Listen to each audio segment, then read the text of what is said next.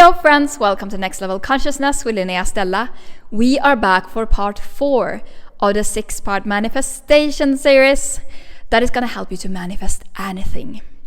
So the concept behind this is that I divided manifesting after experimenting with it for over 6 years and calling in incredible things like a completely paid for yoga teacher training in Costa Rica into 6 steps, because these are the 6 parts where you might get trapped up in your manifestations. So if you do the exercises, watch every video, you are gonna level up your manifestation skills and you're gonna see incredible results from manifestations and hopefully have all the things that you are calling in coming to you. Because remember, I'm going a little on a tangent here, that manifesting, there are no guarantees that you're gonna get it, but you increase the probability of experiencing the thing that you are calling in, even in your physical reality. And that is as good as we can do as human beings. So if you haven't watched part 1 through 3 already, I encourage you to go back and watch them and also do the exercises. Even if you feel like I've already done this, I already know about this, it's gonna be so powerful because I know one thing about you. You have never been this powerful in such a high state of consciousness as you are in this very moment. So you are gonna see these exercises and do these things, just tiny small things that you can do every day in a whole new light and from a whole new energy, which means that you're gonna see completely new results and you are gonna be shocked when you have done all these 6 days and implemented the exercises, oh, how amazingly good you are at manifesting, because you are a magical being. That I know about you. I also hope that these 6 steps can help you and show you that there is always a solution. Because sometimes as humans, we can feel so powerless and helpless and there is nothing I can do, it just doesn't work. But what I am intending to show you is that for each step in the manifestation process, there are things that you can tune up and improve and change. And also, if you have a problem with those specific tasks that I've given you, I have also given you ways to debug for that. So you are out of excuses. Go out there and manifest the shit out of this life. With that said, let's dive into today's topic, which is inspired action. So in the context of manifestation, inspired action is a dimensional converter.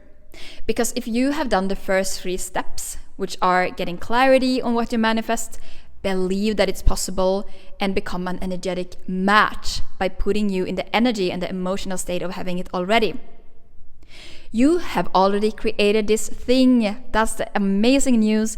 It already exists in the higher dimension, in 5D, the realm of creation. The key to take it from 5D to 3D, to your physical reality, is inspired action. That is just how it works, because manifestation is a co-creation between the universe and you. Now, this inspired action, the word inspired is important, because often we are programmed to think that we need to hustle our way to the things that we want. And this is definitely not the case. The action can sometimes be very small and so tiny that you think that I literally just thought about this and it fell into my lap. And that may be possible, but I want you to be open to it, that often there is one thing that you need to do, or a couple of things that you need to do. Sometimes they are bigger, sometimes they are smaller. Sometimes they make sense, sometimes they don't make sense. An example is if you are applying for your dream job. An action that makes sense, and an inspired action that I would say is maybe necessary for you to get this job, is to hand over your application and show both the universe and the employer that I want this, I am interested in this. But then maybe you will get the inspired action, the intuitive nudge, or go to a specific networking event, and then you strike a conversation with a person who just happens to be the hiring manager for the very role that you applied for. Now that is probably gonna increase your chances if you do a good job and you don't spill out your little cocktail over them like woo.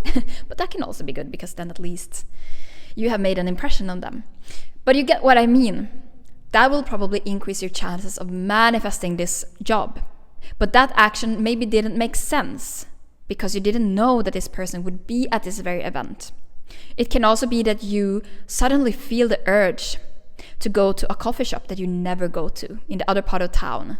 And when you go there, you meet a cute person and you write your number on your napkin and you give it to them, or they give it to you. So you can see that what is actually giving the instructions for the inspired action is not so much the logical mind. Not at all, I would say. We can take actions from the logical mind too, but the real thing that distinguishes manifesting from just doing things is the word inspired, meaning that it comes from your intuition, from the wealth of information that you have in your subconscious mind, or the magic of the universe, depending on how you want to see it. I would say it's the same thing, different names. Because when you have done the first 3 steps that we covered in the previous videos, you have primed your subconscious to help you manifest this thing into your reality. You have placed the order in the spiritual Amazon, and it is now on its way to you. But just like when you get a package delivery, maybe you get a text and they say, hey, your package is here, can you come and pick it up at the door? Well, if you don't reply to the text and you don't pick it up, you won't get the package. If you don't live in Mexico and you just leave it under your door, that can also be possible. But you get my point. That is an example of, okay, there is an action needed to actually get this thing into my life. And when you've done these 3 steps, your subconscious will constantly be in the lookout to helping you manifest this thing into your reality. But there's a caveat. In order to hear your subconscious, you need to be in tune with your intuition. You need to be willing to not just listen to, but also follow your intuition, your inner guidance. If you're into human design, look into your authority to know how your unique intuition speaks to you. But in general, you can just say that the intuition is your inner voice. It can also manifest as a feeling in your body, a sensation of, this feels like a yes, this feels expanding, this feels exciting. Or it feels like, I don't really want this. I'm like taking a step back, and then it's a no. So you probably know best how your intuition speaks. If you don't know your intuition, the first step is to set the intention to get to know that, and it will show itself to you.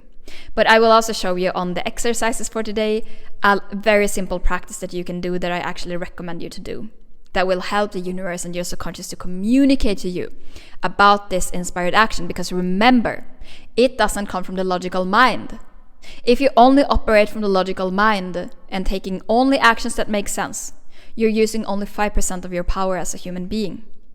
When you are in tune with your intuition, you are using your full power. I know what I choose. So today's exercises is number 1, spend 2 minutes in silence. And I recommend for all these exercises to do them for 21 days, because that's the time it takes for the subconscious to be reprogrammed. So in less than a month, you can just have manifested miracles into your life. Isn't it worth it? I believe so. And I'm so excited to see results. Promise to share in a comment all the amazing things that you are manifesting. But the first task for today is really to just spend 2 minutes in silence. I mean, if you are very seasoned and you're used to meditate 20 minutes a day, by all means do that. Or if you have another way of connecting to your intuition. But connect to your inner voice, to your intuition, be in stillness for a little each day. And this is just if you're really new to connecting to your intuition, to being in silence, start by just 2 minutes. That's enough. Of doing nothing. Not trying to not think, but just being still. Being present with yourself. Okay, and then part 2, that can block us from taking action, is fears. So the first step with letting go of fears is always to be specific. Identify the fear. What am I actually afraid will happen if I take the action? And a good example is maybe your intuition is telling you to start a YouTube channel, to go live on Facebook or Instagram and sharing about something that you have created. Maybe to show a piece of art that you did to your friends. Maybe to go and ask that cute person for the number. Then you can have fears coming up around, oh, but I will feel stupid. What if they reject me? What if they will laugh at me? What if people will criticize me, judge me? What if I am not good enough? And so on. So get clear which one of those fears you have, and which one is the biggest if you feel several of them. But that's always the first step. Then what I suggest, my arm is getting tired. I need to do more Kundalini yoga. What I suggest as a second part is to do exposure reprogramming. So in the previous part, especially in video number 2, when we talked about beliefs, I talked about something called autosuggestion. I don't think I named it, but that's when you really come up with proofs every day for 21 days that the opposite of your limiting belief is true, that your new empowering belief is true. That is one way of reprogramming your subconscious that's very efficient. But since this step is particular about action, I suggest that you play with exposure reprogramming. And that means that if the universe is suggesting something that feels way too big and scary for you right now, but that you know is the next logical thing because you will feel it in your bones. For example, yeah, I really need to do this Facebook Live. I really need to expose my art because that's the next step. I really need to ask that person for their number. Break it down into smaller parts that feel doable, a little scary because you still need to get into this place. You still need to push the imaginary walls of your comfort zone. But just one little step that you can start with today. And from there, I promise you will get so much more confidence, you will feel so much more comfortable, and before you know it, you have taken step after step after step, and you have actually done the inspired action so that the universe can deliver.